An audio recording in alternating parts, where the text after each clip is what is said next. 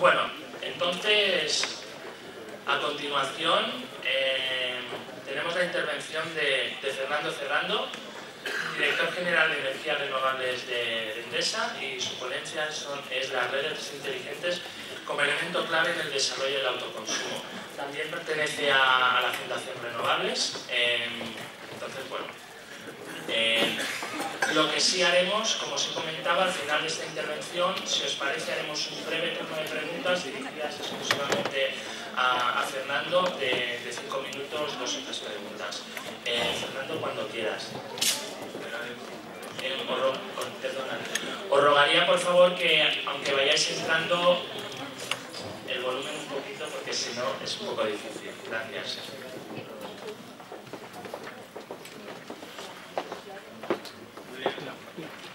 Buenos días.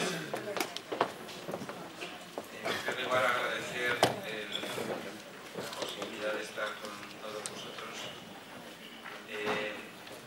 Mi intervención alrededor de lo que serían las redes inteligentes o como elemento de soporte de la generación distribuida, yo antes de entrar en todo lo que sería la infraestructura, la parafernalia que rodea la posibilidad cierta de incorporar la generación en el consumo, sí me gustaría que no olvidáramos de qué estamos hablando.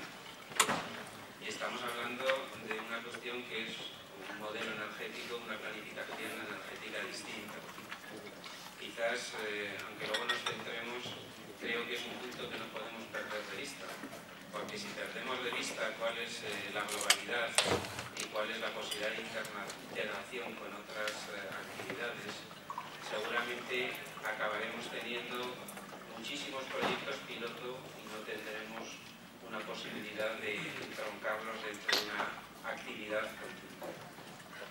Que para muchos y todos tenemos más o menos claro qué es la energía o qué supone la gestión de energía, y referenciando a lo que sería la problemática climática, la problemática del modelo actual energético y la necesidad de cambio, yo creo que ese modelo, que está muy interrelacionado con lo que vamos a hablar aquí, con lo que yo os voy a comentar, tendría que estar o está basado fundamentalmente en la electricidad como base, en una descentralización o generación distribuida, en eficiencia energética y en energías renovables en definitiva.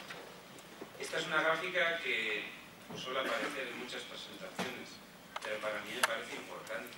Esto es un dislate.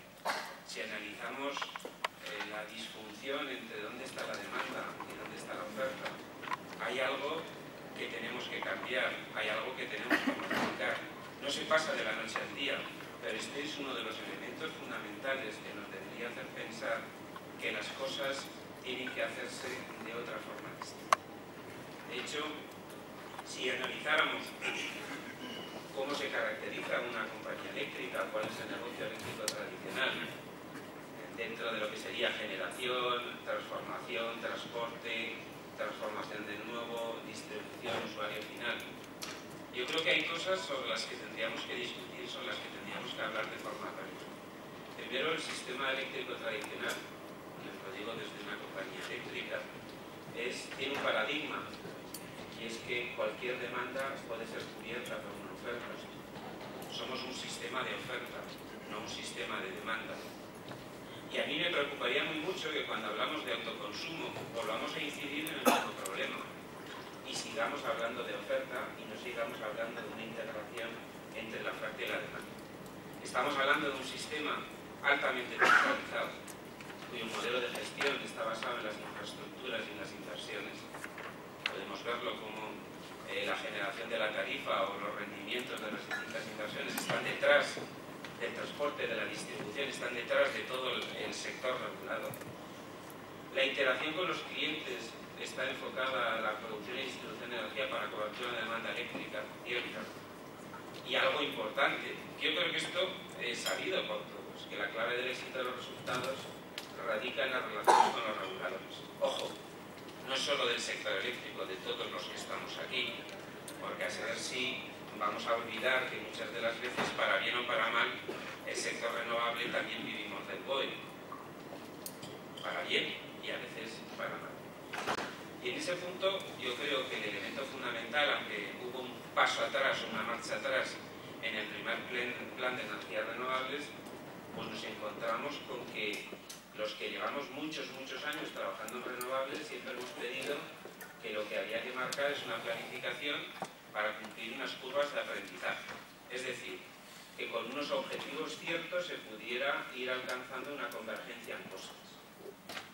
Y que ese marco retributivo o regulatorio lo permitiera. El IDAE, cuando sacaron el primer plan de energías renovables, hizo una proyección de distintas tecnologías de cuál iba a ser la evolución de la curva de aprendizaje, y yo lo único que he hecho ha sido incorporar una serie de líneas cortando esas curvas de aprendizaje, sobre lo cual no quiero entrar mucho porque sé que hay personas que lo han estudiado más detenidamente, pero sí algunas bases, porque creo que aquí no se trata exclusivamente de hacer un proyecto piloto, sino de hacer una actividad en el cual esté de acuerdo, y muchas de las cosas las he visto en las preguntas de esta mañana. Nadie va a hacer una actividad empresarial, porque aquí quiero recuerde, no creo que haya ninguna ONG como tal, porque todos vivimos de lo mismo, que haya ninguna actividad empresarial o económica que se meta en algo que no es rentable. Me da igual que sea un sueldo, que sea una cuenta de resultados o que sea una solvencia de balance. Y el que diga que se mete en un sitio y cuando una comercializadora no, pues si es negocio entrarán otras, y si no es negocio no entrará ninguna. Y si nos hacemos trampas en el solitario y hacemos una reglamentación en la cual lo que conseguimos son 4 proyectos piloto, yo muchas veces digo, para mí el modelo de borrador para mí es insuficiente, personalmente es insuficiente, pero como el paso en la luna es un gran paso para la humanidad, es como el sufragio universal, después hay que pelear por el resto de derechos. Y yo creo que este es un punto importante, y si analizáramos las 3 curvas, cuál es esa paridad de red con respecto a generación, el precio de pool, la paridad de red con respecto a la TUR, o la paridad de red con respecto al precio de usuario final, e incluso en la parte inferior derecha analizarnos cuáles son las proyecciones de las curvas de aprendizaje de las distintas tecnologías, pues veremos que el futuro es claro. El futuro es claro, y lo que tenemos que decidir, y perdonadme que sea una gráfica hecha a mano, y sin números, pues los números son de cada uno, y seguro que aquí cada uno tenemos, esto es como el fútbol, todos tenemos una alineación distinta, no sé si tendremos los mismos números alguna vez, pero sí es verdad que yo tendré que definir si ese punto de referencia es generación, es consumidor o es consumidor más externalidades. Y este va a ser el quid de la cuestión.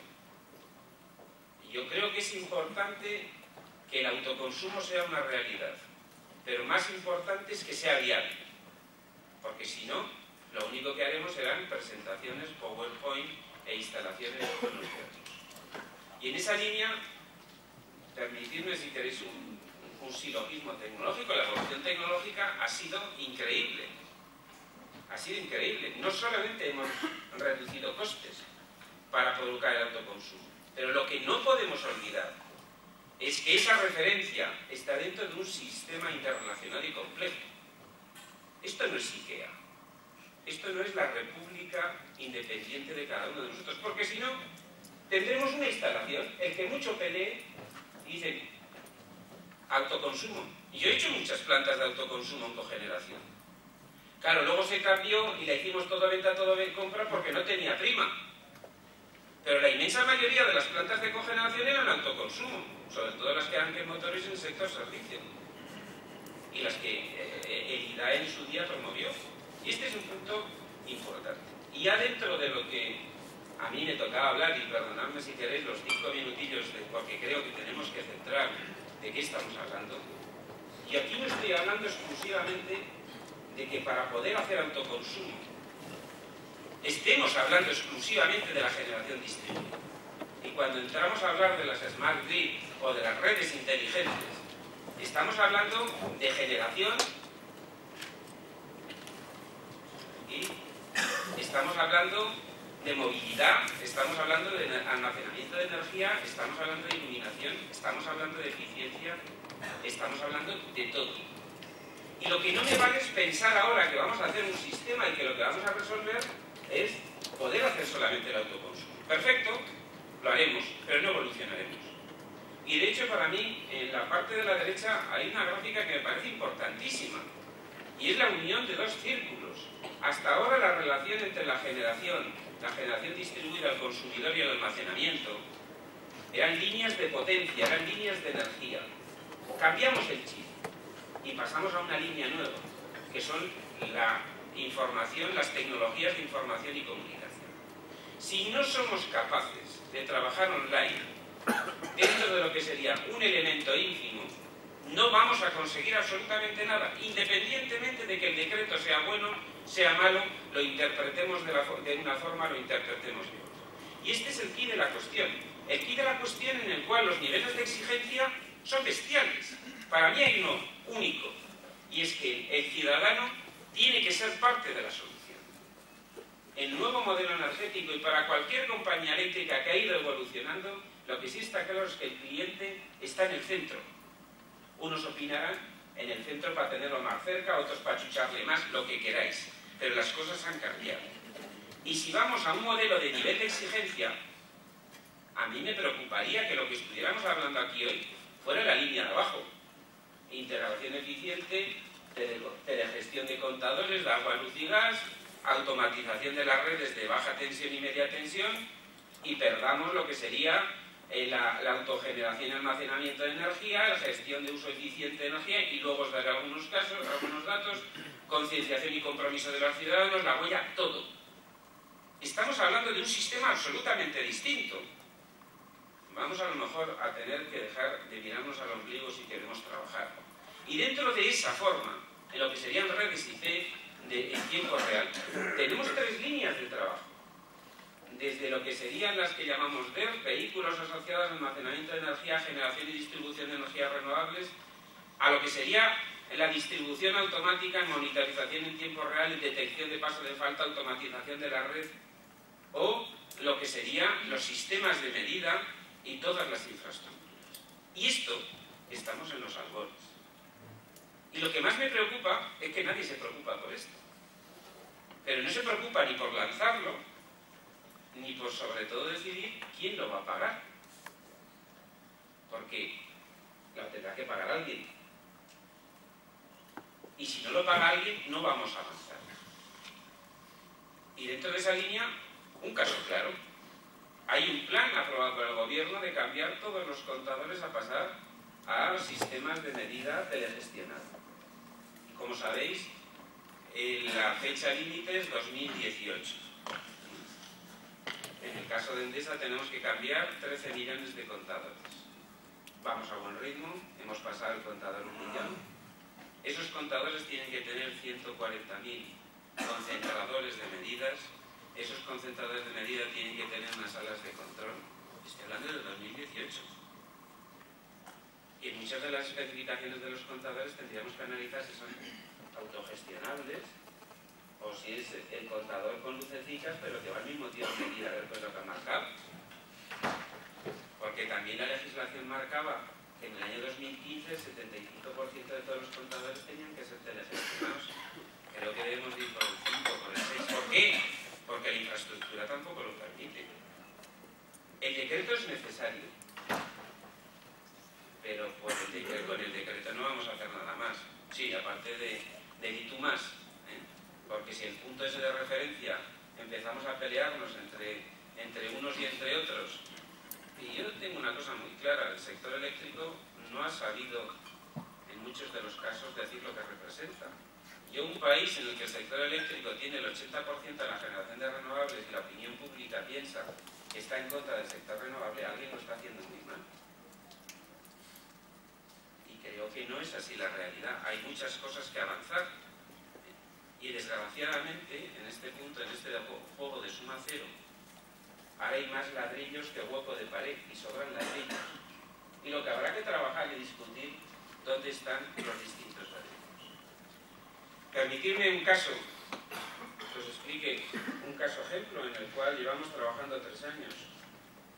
Distintos organismos públicos, privados, empresas, que es el Smart City, que al fin y al cabo un Smart City es un Smart Grid, es una red inteligente. El primer caso que se ha hecho en España, que ya funcionando, está en Málaga.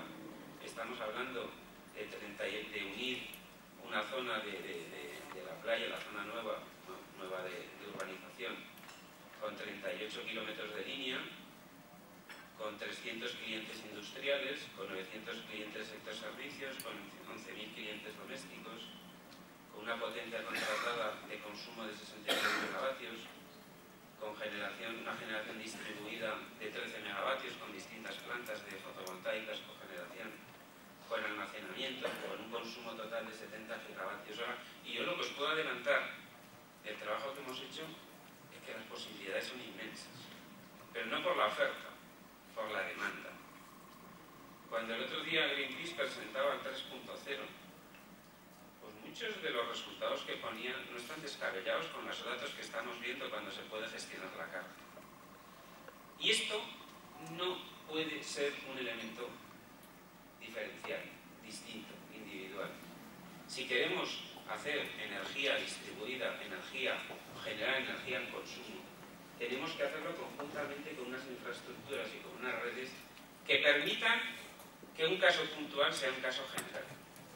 Y me gustaría, en un trabajo que se presentó hace muchos años, porque lo bueno y lo malo de los que llevamos muchos años, aparte de que, como me decía alguno, nos quería jubilar antes de hora, es que estos estudios se han hecho. Y os voy a poner un paralelismo. Este es un trabajo que se hizo en los años 80. Y se hizo un comparativo, porque los que somos ya, llevamos unos años en esto, EPRI, en Estados Unidos, sacó en los años 80-90 una evolución de que la generación distribuida iba a ser el eje de todo.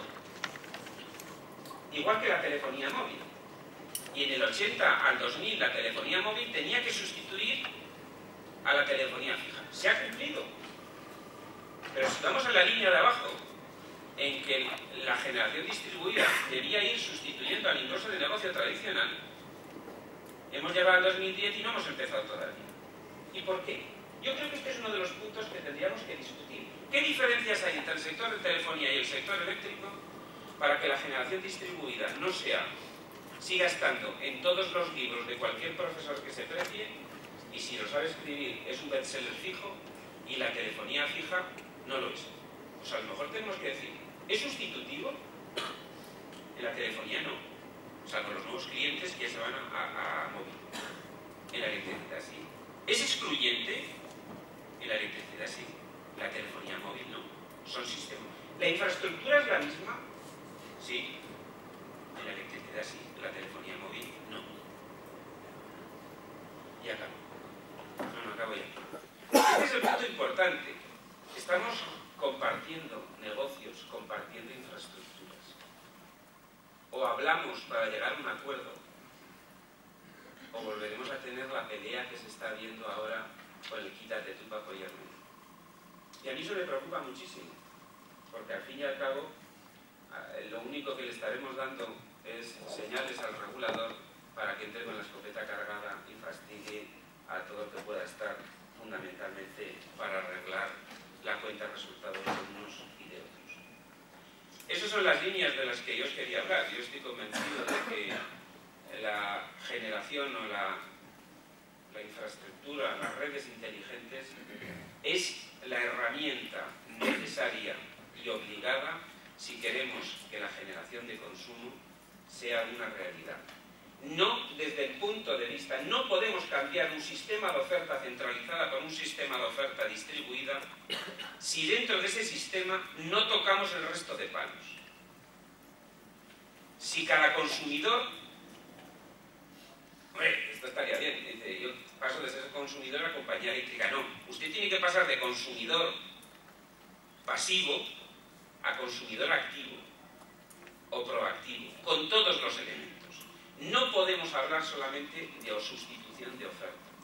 Tenemos que hablar también de modificación de la demanda, de cambio de usos y que los sistemas lo permitan. Yo estoy convencido